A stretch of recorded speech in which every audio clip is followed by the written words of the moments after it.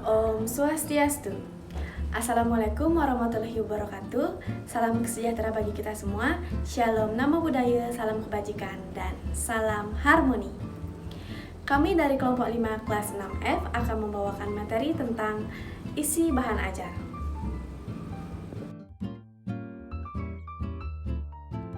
Pepatah mengatakan tak kenal maka tak sayang. Oleh karena itu, izinkan kami memperkenalkan anggota kelompok kami terlebih dahulu. Perkenalkan, nama saya Ludian Ananta Udianti dengan NIM 20110310228 dengan 3 rekan hebat saya. Yang pertama yaitu Nilu Dewi Wirayanti dengan NIM 20110311031, Sheila Febina Bursitopu dengan NIM 20110311036, dan Helen Kesanta Manabayan dengan NIM 20110311312. Izinkan kami memberikan sebuah pantun. Pohon beringin cegah erosi, rumah kuat karena pondasi. Mohon izin memulai presentasi, moga dapat memberi esensi. Adapun materi yang akan kami bahas pada video ini, yang pertama yaitu mengenai jenis-jenis isi bahan ajar, yang kedua mengenai sumber penulisan isi bahan ajar, dan yang ketiga penataan ilustrasi dalam bahan ajar.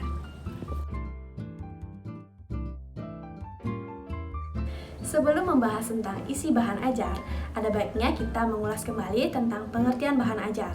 Secara garis besar, bahan ajar adalah pengetahuan, keterampilan, dan sikap yang wajib dipelajari oleh siswa atau peserta didik dalam rangka memenuhi standar kompetensi yang ditentukan.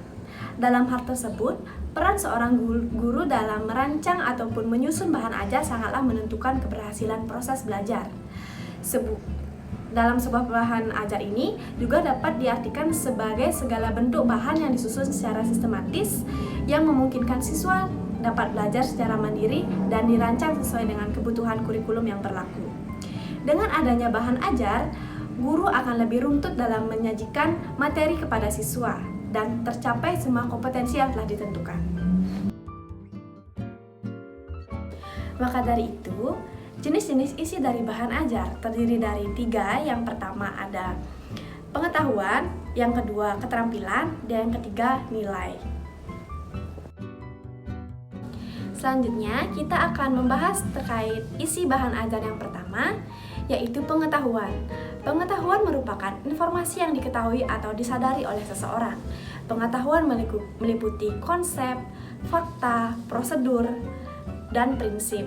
Kita akan membahas satu persatu dari isi pengetahuan tersebut. Unsur yang pertama yaitu konsep. Konsep dalam bahan ajar adalah segala hal yang wujudnya berupa pengertian-pengertian yang dapat muncul sebagai hasil dari pemikiran, yang dimana meliputi pengertian, definisi, ciri-ciri khusus, inti atau isi, hakikat, dan lain sebagainya. Unsur selanjutnya yaitu fakta. Fakta merupakan segala hal yang terwujud kebenaran dan kenyataan, meliputi nama objek, nama tempat, nama bagian atau komponen suatu benda, dan sebagainya. Unsur selanjutnya yaitu prosedur. Prosedur merupakan langkah-langkah yang sistematis atau urut dalam mengerjakan sesuatu aktivitas tertentu dan kronologi dari suatu sistem. Unsur yang terakhir yaitu prinsip.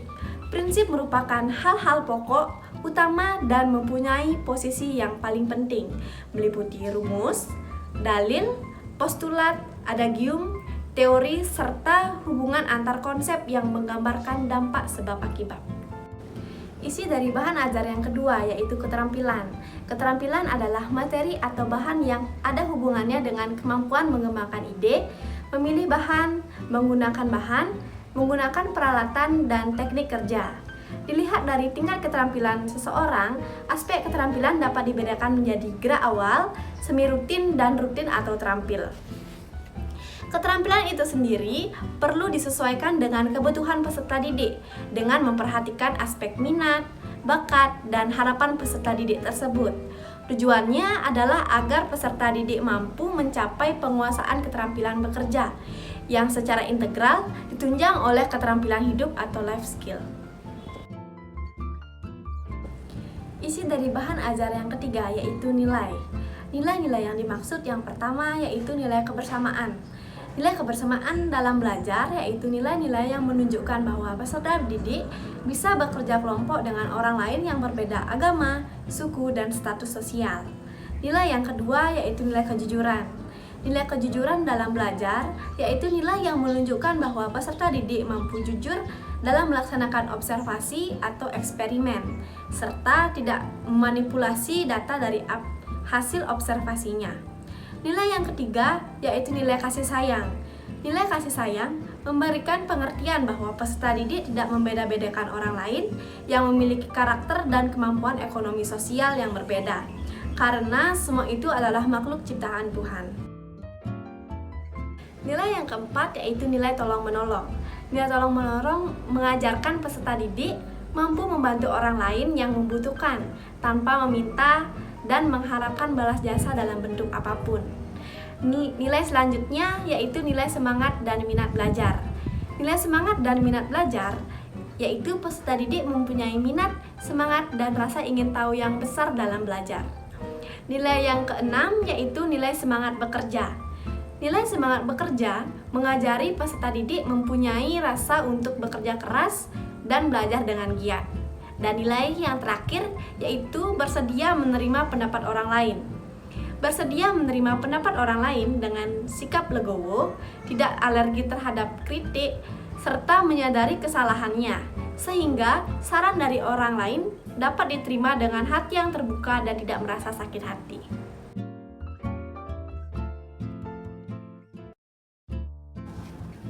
Selanjutnya, setelah tadi membahas mengenai bahan ajar dan juga isi dari bahan ajar, selanjutnya saya akan menjelaskan mengenai subpembahasan yang kedua, yaitu mengenai sumber penulisan isi bahan ajar. Sumber bahan ajar merupakan tempat di mana bahan ajar dapat diperoleh. Dalam mencari sumber bahan ajar, siswa biasanya dapat dilibatkan untuk mencarinya. Misal, siswa ditugaskan untuk mencari koran, majalah, hasil penelitian, dan lain sebagainya. Berbagai sumber dapat digunakan untuk mendapatkan materi pembelajaran dari setiap standar kompetensi dan kompetensi dasar. Berbagai sumber materi yang dapat digunakan untuk penulisan isi bahan ajar ada 10. Yang pertama, buku teks atau buku pelajaran. Buku teks yang diterbitkan oleh berbagai penerbit dapat dipilih sebagai sumber bahan ajar. Nah, buku teks ini digunakan sebagai sumber bahan ajar dari suatu mata pelajaran. Di sini tidak hanya harus menggunakan satu sumber atau dari satu penerbit, melainkan di sini guru harus bisa menggunakan berbagai sumber dari berbagai penerbit untuk bisa menggunakan dalam materi pembelajaran agar mendapatkan wawasan yang lebih luas. Kemudian yang kedua adalah laporan hasil penelitian. Laporan hasil penelitian yang diterbitkan oleh lembaga penelitian atau oleh para ahli sangat berguna untuk mendapatkan sumber bahan ajar yang aktual dan juga mutakhir. Laporan penelitian ini mempunyai data-data yang relevan dengan perkembangan dan juga perubahan sosial dalam masyarakat yang bersifat dinamis. Kemudian yang ketiga adalah buku kurikulum. Buku kurikulum penting digunakan sebagai sumber bahan ajar karena berdasarkan kurikulum itulah standar kompetensi, kompetensi dasar, dan materi bahan dapat ditemukan. Namun, materi yang tercantum dalam kurikulum hanya berisi pokok materi saja. Di sini, peran gurulah yang harus menjabarkan materi pokok tersebut menjadi bahan ajar yang lebih terperinci. Kemudian yang keempat adalah jurnal. Dalam artian penerbitan hasil penelitian dan pemikiran ilmiah. Penerbitan berkala yang berisikan hasil penelitian atau hasil pemikiran sangat bermanfaat dijadikan sebagai sumber bahan ajar. Jurnal tersebut berisikan berbagai hasil penelitian dan pendapat dari para ahli di bidangnya masing-masing yang telah dikaji kebenarannya. Kemudian yang kelima adalah pakar bidang studi. Pakar atau ahli bidang studi penting digunakan sebagai sumber bahan ajar karena pakar tersebut dapat dijadikan konsultan mengenai kebenaran isi materi suatu bahan ajar, ruang lingkup, kedalaman, urutan, dan lain sebagainya. Selanjutnya yang keenam adalah profesional. Kalangan profesional adalah orang yang bekerja pada bidang tertentu, misalnya kalangan perbankan, tentu ahli di bidang ekonomi dan keuangan. Sehubungan dengan itu, bahan ajar yang berkenaan dengan ekonomi dan keuangan dapat ditanyakan pada orang-orang yang bekerja di perbankan. Selain itu, ahli di bidang agama, olahraga, dan lain sebagainya dapat ditanyakan mengenai materi yang berkaitan dengan hal itu pada orang-orang tersebut. Kemudian yang ketujuh adalah penerbitan berkala seperti harian, mingguan, dan bulanan. Penerbitan berkala seperti koran banyak berisikan informasi yang berkenaan dengan bahan ajar suatu mata pelajaran. Penyajian dalam koran-koran atau mingguan menggunakan bahasa yang populer, yang dimana mudah untuk dipahami. Karena itu, koran baik sekali digunakan untuk sebagai penulisan bahan ajar. Yang kedelapan adalah internet.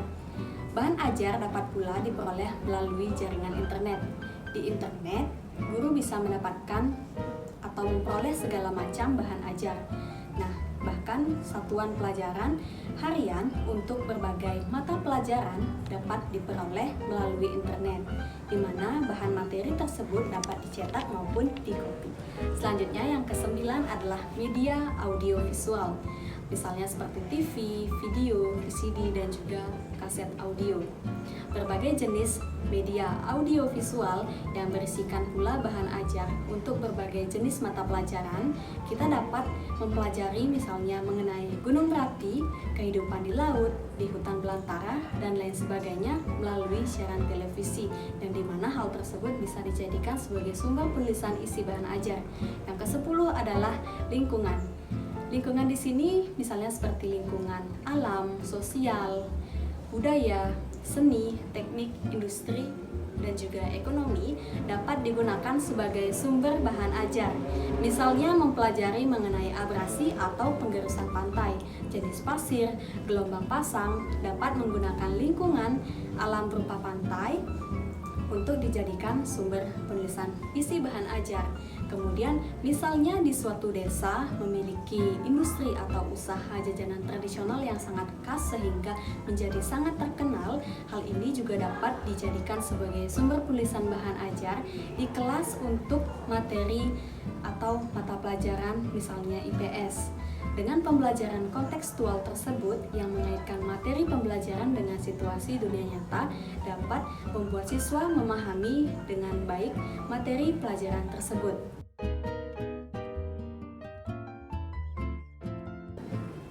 Selanjutnya saya akan membahas mengenai pembahasan yang ketiga, yaitu mengenai penataan ilustrasi dalam bahan ajar. Sebelum membahas terkait bagaimana penataan ilustrasi di dalam bahan ajar, terlebih dahulu kita ketahui apa itu ilustrasi. Jadi pengertian ilustrasi secara etimologi, ilustrasi berasal dari bahasa Latin illustrer yang berarti menjelaskan atau menerangkan. Sedangkan secara terminologi, ilustrasi adalah suatu gambar yang memiliki sifat atau fungsi untuk menerangkan suatu peristiwa.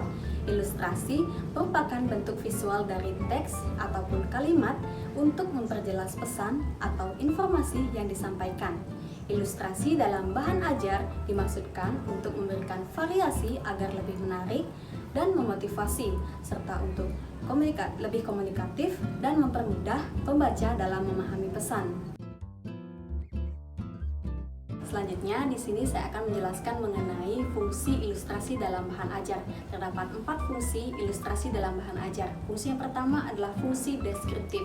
Fungsi ini secara tidak langsung menjelaskan bahwa ilustrasi bisa kita gunakan sebagai pengganti uraian tentang sesuatu secara verbal dan naratif dengan menggunakan kalimat yang panjang.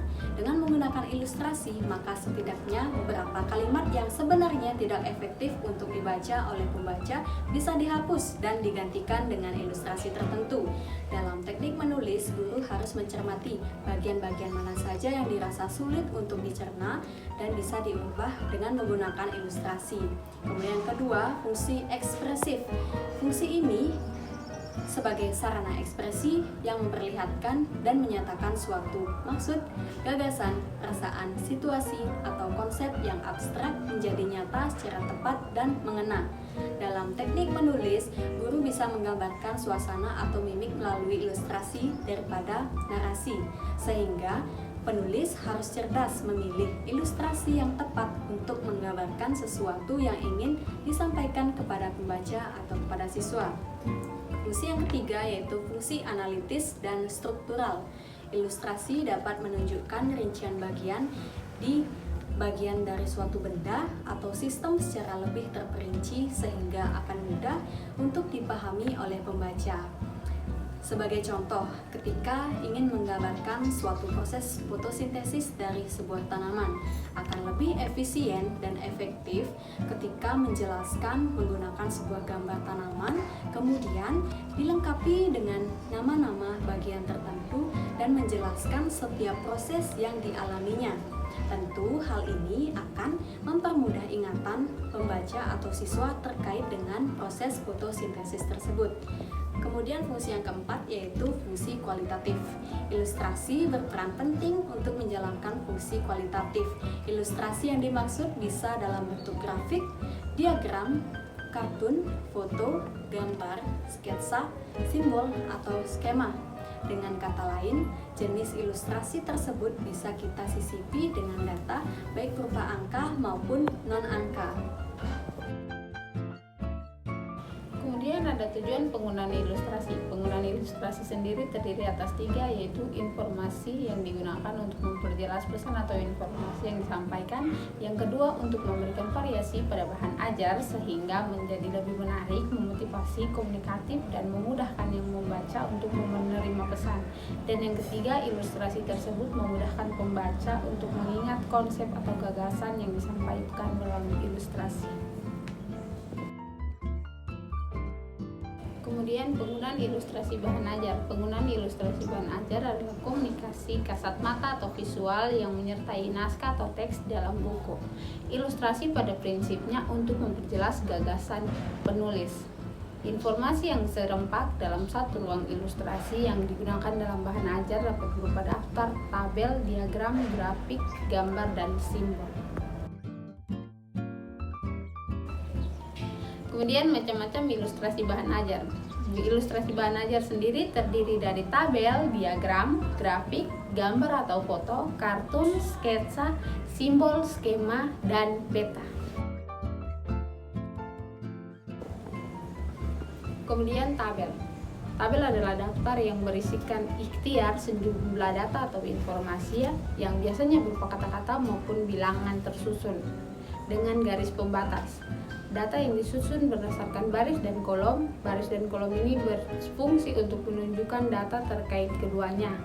Terkait penyusunan sebuah tabel dibedakan menjadi beberapa jenis, yaitu penyusunan sebuah tabel alfabetis, menyusun sebuah data berdasarkan abjad. Kemudian penyusunan geografis, yaitu berdasarkan faktor tertentu. Dan yang ketiga, penyusunan berdasarkan angka, berdasarkan kecil nilainya angka, dan penyusunan histori atau untuk kejadian. Diagram, kemudian ada diagram. Diagram adalah lambang-lambang tertentu yang dapat digunakan untuk menjelaskan sarana, prasarana, serta kegiatan yang biasa dilaksanakan dalam suatu sistem. Diagram ini merupakan gambar suatu data yang menentukan hasil penelitian. Nah, adapun macam yang selanjutnya yaitu grafik. Grafik ini merupakan lukisan dengan gambar atau garis untuk mengetahui naik turunnya suatu keadaan. Ada beberapa macam seperti grafik garis, grafik batang, grafik lingkaran, grafik poligon, dan histogram, dan grafik ogive. Nah, yang keempat yaitu gambar atau foto. Nah, gambar ini merupakan gambar yang dibuat dengan kamera dan peralatan fotografi lainnya. Nah, gambar ini digunakan sebagai visualisasi objek yang bersifat konkret dan realistis. Nah, adapun yang selanjutnya yaitu sketsa. Sketsa merupakan gambar rancangan atas sesuatu. Nah, setiap sketsa ini memiliki ciri khas dalam setiap tarikan garisnya. Sketsa ini digunakan sebagai media untuk memudahkan kita dalam menggambarkan suasana yang sedang terjadi, telah terjadi, ataupun ungkapan hasil imajinasi. Nah, yang selanjutnya ada kartun. Kartun biasanya berbentuk lucu dan menggambarkan sesuatu sesuai dengan keadaan emosional, tidak digunakan pada karya ilmiah, sering dijumpai pada tulisan populer. Nah, yang selanjutnya ada skema. Skema adalah suatu bentuk rancangan atau kerangka secara garis besar yang memuat gambaran umum tentang bagaimana suatu tujuan dapat dicapai. Nah, yang selanjutnya ada peta. Peta ini merupakan penyajian visual tentang suatu wilayah dalam bentuk gambar. Peta dibuat untuk memperjelas letak suatu wilayah. Nah, adapun macam yang terakhir yaitu simbol. Simbol ini merupakan gambar, bentuk, atau benda yang mewakili suatu gagasan. Nah, simbol ini dapat digunakan untuk kepentingan apa saja. Misalnya, ilmu pengetahuan, kehidupan sosial, juga keagamaan. Nah, bentuk simbol tak hanya berupa benda kasat mata, namun juga melainkan gerakan maupun ucapan. Nah, adapun pembahasan yang selanjutnya yaitu praktek penggunaan ilustrasi. Nah, adapun langkah dalam melaksanakan praktek penggunaan ilustrasi ini, yang pertama identifikasi, yang kedua desain, dan yang ketiga editing. Nah, dalam identifikasi ini terdapat beberapa bagian identifikasi, yaitu yang pertama, bagian bahan ajar yang perlu ilustrasi. Di sini artinya hal ini dapat memberikan kemudahan pada pembaca dalam memahami sesuatu yang sedang dipelajari dengan adanya ilustrasi yang disesuaikan dengan materi yang diajarkan, sehingga materi dapat diajarkan dengan jelas. Nah, yang kedua, jenis ilustrasi yang dibutuhkan. Artinya, sebuah bahan ajar yang tergantung pada materi yang sedang dipelajari. Misalnya, pembelajaran statistik, maka ilustrasi yang kita gunakan adalah ilustrasi tabel. Nah, yang ketiga yaitu letak ilustrasi. Letak ilustrasi ini disesuaikan dengan macam ilustrasi yang digunakan. Nah, adapun yang keempat yaitu ukuran ilustrasi. Ukuran ilustrasi ini dalam bahan ajar disesuaikan dengan kebutuhan. Nah, yang kedua yaitu desain. Nah, dalam tahap ini yang pertama kita melakukan pembuatan ilustrasi sesuai dengan isi pesan, yang artinya dalam bahan ajar harus disesuaikan dengan tujuan pembelajaran. Nah, yang kedua, memilih ilustrasi dari sumber yang ada. Kita bisa memanfaatkan sumber yang telah ada, namun hendaklah kita menggunakan sumber yang dapat dipercaya dan mudah dipahami. Nah, yang ketiga, modifikasi. Dalam bahan ajar, materinya tidak dapat monoton. Harus ada variasi atau perubahan ke arah yang lebih baik. Nah, yang keempat, yaitu tata letak. Hal ini sangat perlu diperhatikan dalam membuat bahan ajar, karena keseimbangan dan kesatuan dengan materinya. Nah, tahap yang terakhir yaitu editing. Di sini kita akan menilai ketepatan dengan isi pesan dan merevisi kesalahan dalam bahan ajar. Sekian pemaparan materi dari kelompok 5 kelas 6F. Apabila terdapat kesalahan, kami mohon maaf. Kami tutup presentasi ini dengan para mesanti. Om Santi Santi Santi Om. Assalamualaikum warahmatullahi wabarakatuh. Salam sejahtera bagi kita semua. Shalom, nama budaya, salam kebajikan, dan salam harmoni.